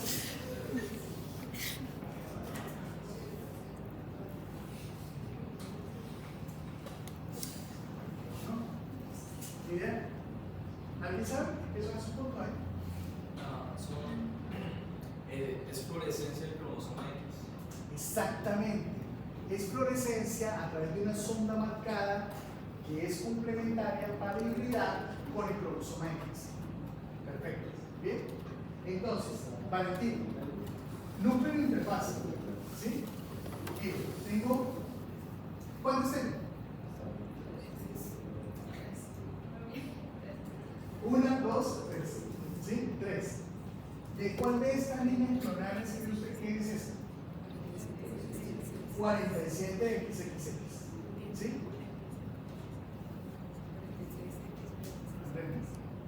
Perfecto. 3. ¿De qué línea clonal es esta? 45X. 45X. ¿Sí? Entonces tengo fotografías de fluorescencia de núcleo de interfase donde estamos apreciando la sonda que va dirigida para ser complementaria con el cromosoma X y que está hibridando en algunos núcleos 3 veces, en otros 2 veces, en otros 2 veces. De tal manera que tengo las líneas clonales. ¿Bien? ¿Sí queda claro eso? ¿Sí? ¿Sí? Okay. Miremos este. Este que está acá. Este que está acá. ¿Ustedes me están viendo así? La verdad, ese sí era muy parecido. Pues. Entonces miremos esta posición. Miren aquí tenemos 46XY. Este cigoto, ¿qué le regresamos a hacer? 1 a 1. ¿Sí? Pero miren lo que va a pasar acá. La primera división, todo va bien. Pero en esta división, miren lo que va a quedar uno con Y y otro con X. Si esto pasa de esta manera, el de Y no sobrevive. O sea, sin X no puede vivir, no sobrevive. Y miren lo que pasa con el 45X, sobrevive. Pero miren el ejemplo que hay debajo. ¿Bien? O sea que tenemos 2 líneas clonales supervivientes. 45X y 46X. Aquí tenemos un problema. El problema es que porcentaje. ¿Cuál es el porcentaje de presentación entre cada una de ellas? Chao. Entre cada una de ellas, ¿cuál es el porcentaje de presentación? Diga que al final viene el taller, ¿no? Nicolás. ¿Sí? Anderson. Nicolás. Voy a dar información del taller. Al terminar, su compañero me indicará. Sí, listo. Ok, listo. Bueno, entonces, proporción de individuos. ¿Sí? ¿Qué pasa si tengo un individuo que tiene una proporción de una línea clonal 45X en 90% con 10% de 46XY? Su fenotipo va a ser femenino, pero pilas. Tiene 46XY. Bien. ¿Qué pasa si tengo un número de 90% de 46XY con un número de 45X en 10? ¿Cómo va a ser el fenotipo? Masculino, pero pilas. Tengo una línea clonal de 45X. Bien. Entonces yo puedo tener hombres con fenotipo torpe. O sea, hombres con baja talla, con pequeños coli, con alteraciones genitales, producto de ser 45X y 46XY. ¿Ok? Entonces, miremos acá. Este es un estudio de tejido gonadal de una paciente con torpe, una mujer con torpe. ¿Bien? Y estamos viendo en esta fotografía una imagen de fluorescencia del tejido gonadal. Estamos teniendo acá 2 marcadores. Un marcador que es el clorocromo, una sonda que marca el cromosoma X, y el otro marcador es para el SRY. El SRY es el gen determinante testicular. Bien, fíjense que esto que está acá es tejido de la mujer, pero miren cómo estoy teniendo puntos rojos. Quiere decir que a pesar de que sea mujer, a nivel gonadal tiene señal para testículos. Y eso es un problema, porque el problema es que adentro tiene señal testicular, luego le puede dar gonadoblastoma, o sea, cáncer testicular. Tocaría sacar ese tejido. ¿Bien? Miren que en esta otra parte del tejido, miren que el cromo está. O sea que en este caso la representación de la línea clonal sería solamente 45X. Acá no tiene el XY, pero necesita. ¿Bien? Entonces, es importante entender la forma de presentación por los riesgos que hay de gonadoblastoma. Otra forma de presentación que tenemos es el llamado isocromosoma. Ya lo habíamos discutido la vez pasada, pero vemos el isocromosoma del X, y ese que refiere a todo. Fíjense que el isocromosoma es que se divida de esta manera, que se tienen los dos brazos cortos pegados con los dos brazos largos pegados. Ahí tendría yo un cromosoma de dos brazos cortos, un cromosoma de dos brazos largos. ¿Okay? ¿Cuál es el problema? El problema es el siguiente. El problema es que cuando eso se va a división, yo voy a tener cromátides hermanas, pero ojo, un brazo largo acá, un brazo corto acá. ¿Sí? En general, una mujer con isocromosoma lo que uno ve es que llega a sobrevivir siempre y cuando pierda esto y mantenga eso en la región, porque aquí es donde está la región crítica principal para todo, excepto el tema de la talla. Si yo tengo acá un cromosoma, que sería un isocromosoma con esta información, y ha perdido esta información, esa mujer sería torpe, pero un torpe diferente, porque es un torpe basado solamente en la presentación de una sola estructura cromosómica, que serían los brazos cortos. Y vemos acá. Acá tendríamos una mujer donde tendría un cromosoma X normal y tendría un isocromosoma. ¿Sí? Si yo lo hago de esa manera, en términos generales, esta mujer tendría realmente tres informaciones de brazos cortos. O sea, tendría esta y esta no son de brazos cortos. Pero le haría falta toda la información de brazo largo. ¿Sí?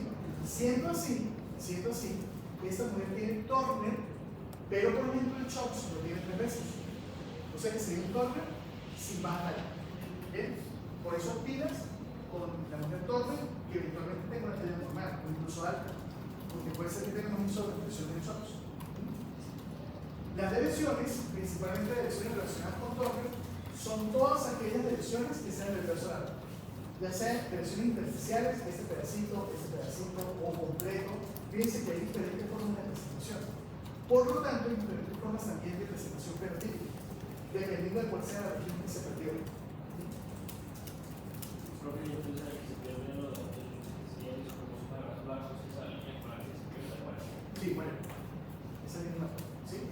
También tenemos ejemplos de translocaciones. Si yo tengo translocación, por ejemplo, de un brazo largo que eventualmente pudiera tener pérdida también de información.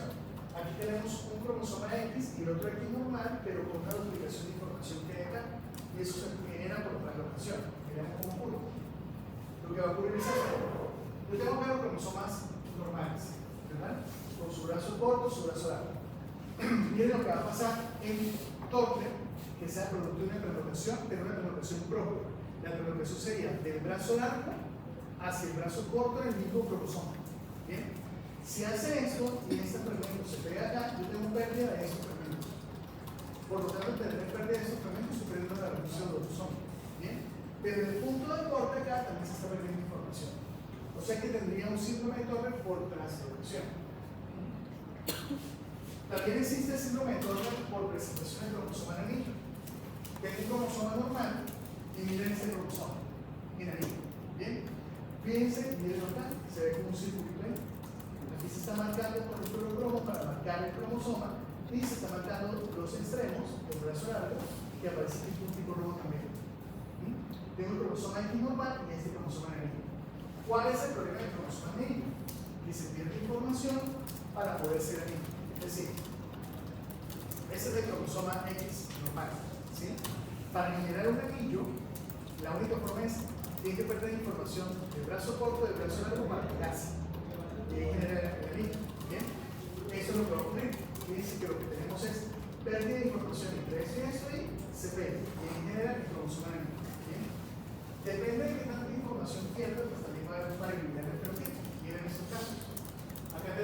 caso 1 o caso 2. En el caso 1, las regiones que están en rojo fueron las regiones que se perdieron. Lo que está en azul es lo que está acá, el anillo. ¿Bien? Miren que hay variabilidad de pérdida. Aquí tenemos variabilidad de pérdida en el brazo corto y variabilidad de pérdida en el brazo largo. Por eso es que los dos en anillo no son exactamente iguales. Yo tengo que definir qué se perdió. Dependiendo de lo que se haya perdido, puedo tener variabilidad en la expresión y en la expresión periférica del paciente. Por lo tanto, debo hacer estudios adicionales, no solamente el cariotipo, sino que tengo que hacer estudios que me determinen qué fue lo que se perdió acá, cuál fue lo que se perdió. Y acá tenemos ejemplos de cuando tengo combinaciones más raras todavía, y este es, por ejemplo, una línea 45X acompañada de un cromosoma isocromosoma del Y. O sea, tener un Y, pero con dos brazos cortos acá. O sea, que tengo un doble SD de marcado, y tengo un doble SD de marcado. Eso es más raro que ocurre, que se presenta. Tener un cromosoma, una línea clonal 45X y tener una línea clonal con una doble señal de BCD. Al final, la representación del fenotipo en el paciente con consumidor X va a tener por un lado la representación del efecto de nuclear en ese cromosoma, de saber cuáles son los genes que están implicados en esa pérdida, pero además de eso, de los problemas de marcaje, de la impronta. O sea, qué regiones pueden estar apagadas en sentido dentro del cromosoma, el que queda. Y eso me da una variabilidad en la forma de expresión. Estamos hablando de epidemia. Si nosotros vemos este estudio, acá hicieron un estudio de paciente 45X con 46XX. Dieron varios marcadores. Identificaron la diferencia en el sentido apagado de esos marcadores entre ellos. Y fíjense que sigue una diferencia importante. Entonces tengo una variabilidad de presentación fenotípica tanto con la mujer que es normal como dentro del mismo grupo de mujeres que tienen todo. De tal manera que todo lo que sea la pérdida específicamente va a generar. Lo que yo quiero ver en este fenotipo al final es, y en este momento se está haciendo el estudio, o sea, ya no nos estamos quedando solamente con, es que le falta un cromosoma sexual, sino que se está mirando cuáles son los factores que eventualmente pueden marcar esa diferencia, porque eso me permite hacer prevención. En qué mujeres tengo que estar pendiente de que puedan tener problemas neuropsiquiátricos, problemas neurocognitivos, etc. Entonces, es la pérdida del cromosoma, tiene por eso los genes principales relacionados con eso, pero también los cambios de expresión génica, los cambios de RNA y los cambios a nivel de proteína. Eso me permite hacer un enfoque completo para el síndrome de Turner y ese es el proceso de definición. ¿Cómo estudiamos entonces en este momento el Turner? Lo que les dije ahorita de Turner y eso es más que todo por investigación. Ahorita clínicamente, ¿qué hacemos para todos? ¿Cuáles son las recomendaciones clínicas claras? Ahora, primero, cariotipo. El cariotipo, bandeo G. Antes recomendábamos bandeo R por una sola persona, porque el bandeo R pinta las bandas de forma diferente al bandeo G. Exactamente lo contrario, o sea, lo que es claro entre el G, es oscuro el R. ¿Bien? Y antes lo utilizamos para poder ver en detalle el cromosoma X, porque el cromosoma X se ve mejor con el bandeo R que con el bandeo G. Sin embargo, ya debemos utilizar eso porque tenemos otras herramientas que nos pueden mirar mejor el cromosoma. Entonces, en conclusión, tenemos bandeo G. 25 metafases es lo mínimo aceptado para el circuncisivos. Pero si yo todavía sigo pensando en que en unos años tengo que llevar un conteo a 100 metafases para ver exactamente cuál es el porcentaje de cada una de las líneas clonales. Suficiente para el convencional para poder ver cromosomías, o sea, yo puedo utilizar perfectamente un cariotipo de 400 bases para ver eso. Pero si me vas a hacer la resolución, me serviría, por ejemplo, para ver aquellos que tienen otros líneas celulares que tienen problemas adicionales.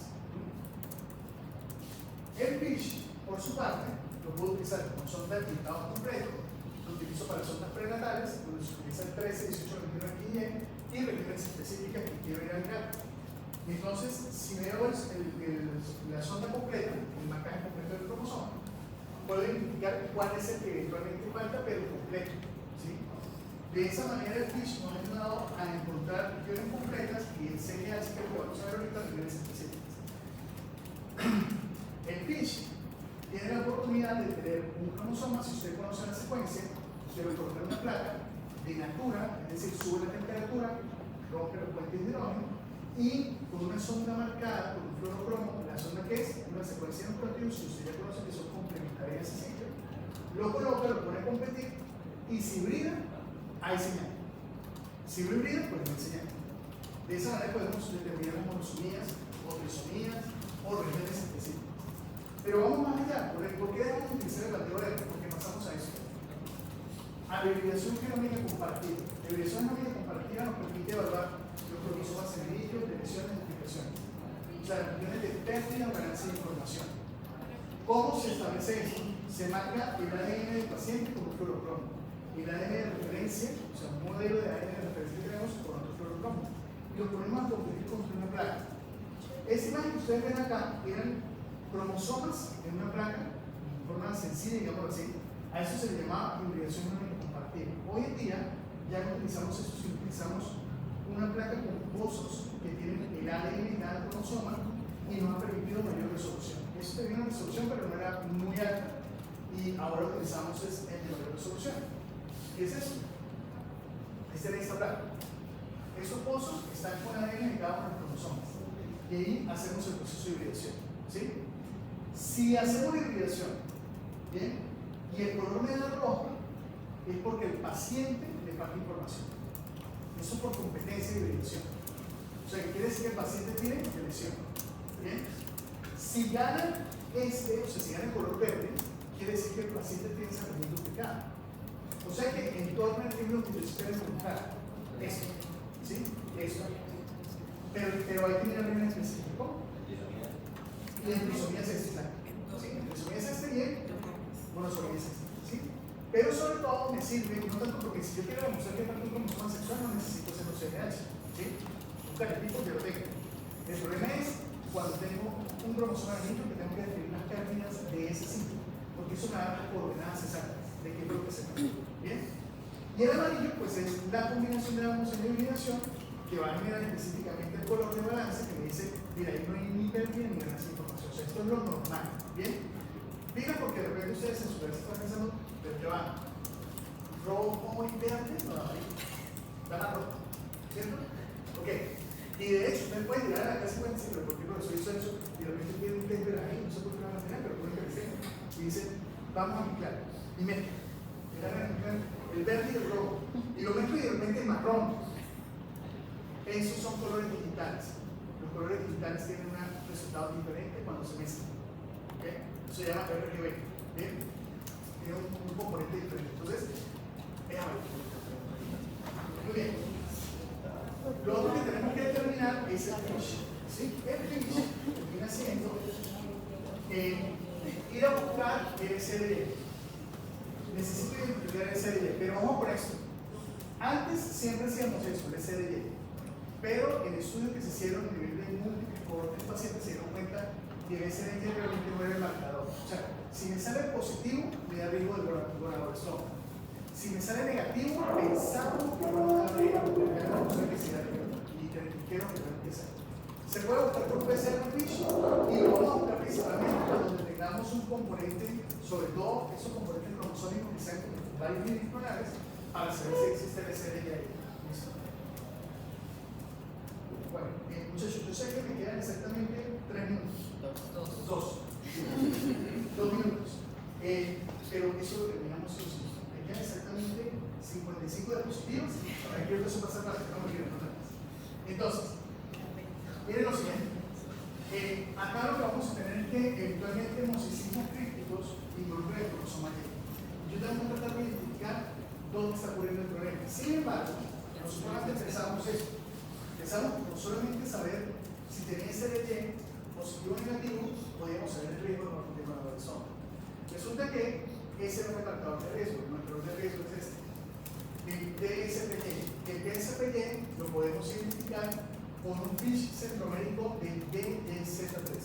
Si nosotros hacemos esto, podemos identificar cuál es el riesgo realmente que nos da el brazo corto de cromosoma. Entonces, el FISH para SDY no cubre la región para riesgo de gonadoblastoma y en la PCR es susceptible a contaminación.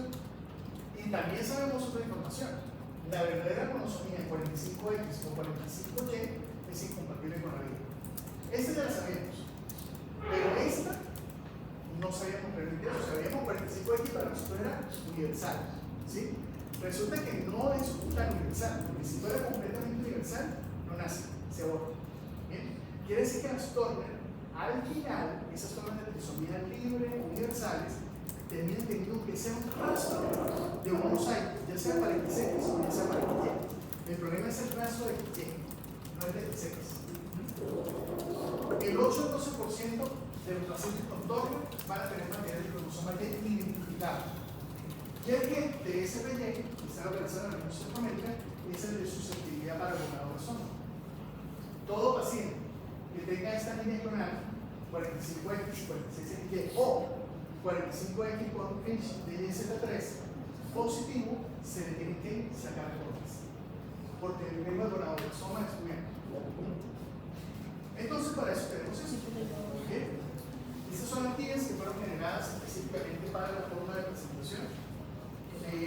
A partir de la primera columna de diagnóstico pasa lo siguiente. Yo tengo una mujer, le hago un cariotipo. Si la mujer es 46XX, pues no es Turner. Ya, no pasa nada. Si la mujer tiene esta línea clonal 45X, 46XX, no pasa nada tampoco. O sea, yo considero en este caso que es negativo de inmediato. O sea, no tengo necesidad de hacer estudios adicionales. Porque sé que el mosaico, si yo me sé cómo se genera la división celular, sé que voy a tener dos líneas clonales donde no voy a tener riesgo. Porque ¿de dónde salió este 45X? Pues de haber perdido un X. ¿Bien? El problema está en estas dos. ¿Por qué? Porque si yo tengo acá un 45X, 46XY, listo. Ya sé que tengo una línea clonal adicional, pero además tengo que demostrar que realmente sí tiene la región. Si tiene la región positiva, gonadotropoma. Si es negativo, tengo que hacer solamente seguimiento. ¿Bien? En el 45X, solito, si la tengo viva conmigo ahí escribiendo, quiere decir que no es un 45X total. Entonces tengo que obligatoriamente hacer el FISH para medir ese 33. Si consigo que es positivo, gonadotropoma. Hay que quitar esas guantes. Si es negativo, le hacemos solamente el seguimiento normal haciendo un método. ¿Vale? Para eso están las guías. Están aquí que tenemos de 5 métodos ya establecidas de cuál es el seguimiento que se le tiene que hacer. La guía de práctica clínica va a establecer lo siguiente: 10%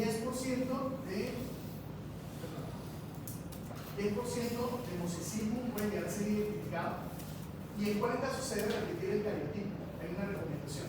Si tengo un estudio prenatal positivo, siempre hay que hacer el estudio postnatal. ¿Por qué? Porque una cosa es líquido amniótico y otra cosa es sangre. Y puede variar la forma de presentación de mosaico. En los casos de diagnóstico solamente con hisopado bucal, a veces hacen hisopado bucal, de ahí toman la muestra, miran y hacen el estudio, ahí hay que confirmarlo por ser diferente. Un cariotipo realizado hace varios años. No es que desconfiemos, pero sí, mentira, sí desconfiemos. ¿Sí? Si fue hecho hace tiempo, puede ser que las técnicas hubieran tenido dificultades, entonces hay que repetirlo. O cuando no se tenga informe original disponible para supervisión. Si logramos hacer el proceso de identificación, necesitamos entender que 10 a 12% van a tener un cromosoma que se identificar en el cariotipo. No se recomienda el piso que se para ese de por lo que ya les comenté, que sabemos que no es este el punto, sino que tenemos que buscar es este. ¿Okay? Y la guía de práctica clínica dice: la tasa de gonadotropoma es del 40 a 60% en 14 estudios. Sumando todos los datos, es aproximadamente del 10%. O sea, el 10% van a desarrollar gonadotropoma. O sea, que es un riesgo bastante alto. La tasa de gonadotropoma en pacientes sin evidencia de cromosoma Y es del 1%, pero que tenga toda la energía. El estudio molecular actualmente se recomienda solo en individuos con síntomas que presentan signos de fertilización o rasgos masculinos que sean negativos para el cromosoma Y. Es decir, si yo eventualmente hice un cariotipo de una mujer síndrome de Turner y me aparece 45X en todas las células, ¿bien? Pero comienzo a ver que el clítoris comienza a ser más grande, así el cariotipo no me identificó al que tengo que hacer estudio que va a salir FISH o buscarle la región de YZ3. Para mostrarles entonces un caso ya finalizando, en su caso nosotros tenemos una junta de personas de salud y transición sexual. Esta junta inició en el año 2010. Varios de ellos van a ser sus profesores más adelante. Bueno, pero ahora es medio clase, porque están así. Okay. Pero van a ver el doctor Víctor Mendoza, el doctor Mendoza sí, el doctor Franco, el doctor Esta es una paciente de 5 años de edad que lo único que se identificó inicialmente fue en prenatal, que tenía un retraso de crecimiento uterino, alteración del flujo del río uterino y tenían huesos largos cortos. La paciente es esta. Esta es la paciente. No tenía realmente antecedentes de importancia. Eso que está acá, que está marcado, no era importante para empezar a seguimiento de la paciente. Pero la paciente sí tenía eso. Tenía signos de virilización. Tenía hipermegalia, llega un momento de la pigmentación de labios. Se detectó una condición que puede causar eso que se llama hiperplasia de gran congénita. No tenía neurotipo de Doppler, sin embargo, al ver estas características y al ver que sí tenía un compromiso del hueso, que dice que una radiografía a los 5 meses tenía un ensanchamiento metafisiario, se tomó la decisión de hacer un cariótipo. ¿Y el cariótipo respecto a eso? Un mosicismo de 2 líneas clonales, una con 3 células y una con 20 células acá. La primera 45X, pero la segunda con alteraciones del cromosoma Y. O sea, había un cromosoma Y, teníamos identificación. En ese entonces le hicimos un PCR para ese Y que fue positivo y le hicimos un CNH para poder confirmar exactamente qué teníamos de eso acá o cuáles eran las regiones afectadas del cromosoma X. Entonces, en el CNH, mire que me dice patrón genómico de sexo masculino. O sea que tenemos cromosoma Y identificado en el cariotipo, tenemos SRY positivo, hay que extraer gonas, ¿sí? De esa manera se extraen gonadas y se evita precisamente el tema del cromosoma. ¿Bien? Pero fíjense que estoy hablando de que esto fue hace años atrás y lo que hicimos fue SRY, ¿sí? ¿Qué pasa si el SRY hubiera sido negativo? Hace años atrás hubiéramos dicho seguimiento, pero hubiéramos quitado las gonas, hubiéramos hecho seguimiento. Pero hoy en día, porque ya conocemos, toca hacerle el físico para que ella se realice. Ese es el entonces de pérdida, digamos así. Y al final, pues, en ese caso, tuvimos en la ecografía útero-ovarios, pero en ese ángulo de adentro, pues, tenemos SRY y luego el tejido testicular. Los valores hormonales fueron valores que no nos daban seguimiento para tener una relación específica, marcadores hormonales negativos, pero se decidió hacer la fluoratomía bilateral. Bueno, muchachos, entonces ya para irnos, conclusiones. El diagnóstico clínico inicial por el anamnesis, algo en el físico es importante, pero el fenotipo es variable. Mensaje para llevar a casa. ¿Cuándo hacer estudio paratónico? De forma obligada. Mujeres de baja talla. Solo baja talla, fenotipo de uno. Solo baja talla. ¿Sí? Segundo, que tengamos evidencia de un tipo urarico hipergonadotónico. O sea, que tengamos evidencia de mayovaria. Eso quiere decir que llega la menstruación, no llegó la menstruación, pasa 13, 14, 15 años, no ha menstruado, hay que hacer estudio de ¿bien? Tercero, si usted ve a su mano, si usted de repente ve que hay una talla que de repente no está baja, de repente hay un poli, el linfedema, eso, pues hay que hacer estudio de ¿bien? ¿Qué se debe hacer? Un cariotipo Van-Doorn, 25 metafases, si es preferible mayor de 150 bandas, y si hay sorpresa de mosaico por cada 100 metafases. ¿Qué vamos a hacer cuando tengamos las características de tener un 45X o 45X por 46XY? Pues tenemos que demostrar la posibilidad de colaboración. Para eso ya sabemos que el SRY que no estamos utilizando, que vamos a utilizar el FIS para la ley de SP3. Y sería entonces en pacientes que tengan 45X, que tengan signos de virilización, 45X con otra línea para alteraciones estructurales, y no se recomienda el mosicismo 45X, XX o XXX, porque ya sabemos que no va a mantener el tiempo. ¿Bien? Eso sería en términos generales. Muchachos, lo logramos.